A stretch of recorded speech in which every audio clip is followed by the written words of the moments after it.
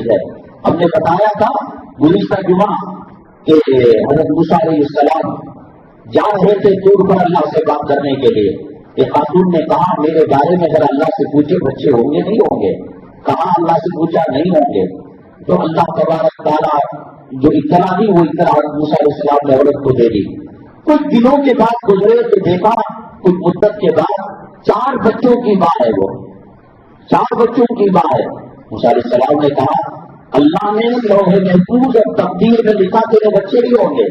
وہ کون سا کام جو تو نے کیا لوح محفوظ اور تقدیر الہی کے اندر رد بدل ہو گیا, کینسل ہو گیا. کام اتنا پاورفل ہے, اللہ کی لکھی ہوئی تقدیر پر بھی وہ غالب آ جاتا ہے. تو حضرت موسیٰ علیہ السلام نے کہا کیا کیا؟ کہا کہ ایک مرتبہ میں گھر میں ناشتہ روٹی کھا رہی تھی, فقیر آیا اور اس نے کہا بابا اللہ کے نام پر دے دو.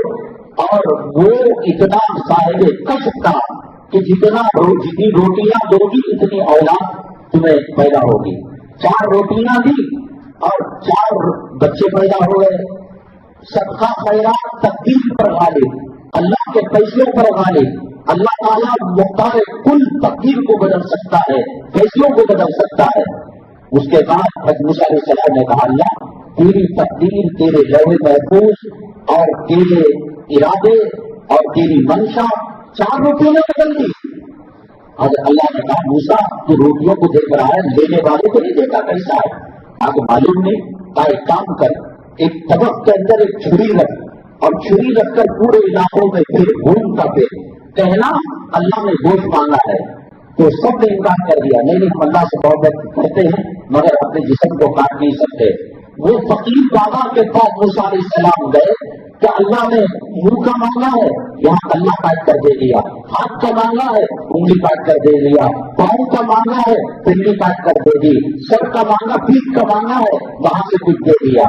تو کہا اے موسیٰ بات سمجھ میں آئی کہ وہ کتنا تیرا عاشق, اللہ کا عاشق ہے, مقبول و مستجاب بندہ ہے. موسیٰ تم بھی تو یہ کام کر سکتے تھے, وہ تم بھی کو دے سکتے تھے. تو پورے علاقے کے اندر میرے اتنے قریب تھا کہ 4 روٹیوں کی وجہ سے میں نے اس عورت کی تقدیر کو بدل دیا. سب کا خوب کرو, خیرات خوب کرو, اپنی حیثیت کے مطابق غریبوں کو کھلاؤ پلاؤ. حدیث میں آتا ہے کہ ایک کھجور کا دانہ اللہ تبارک تعالیٰ جہنم کو آگ کو بجھا دیتے.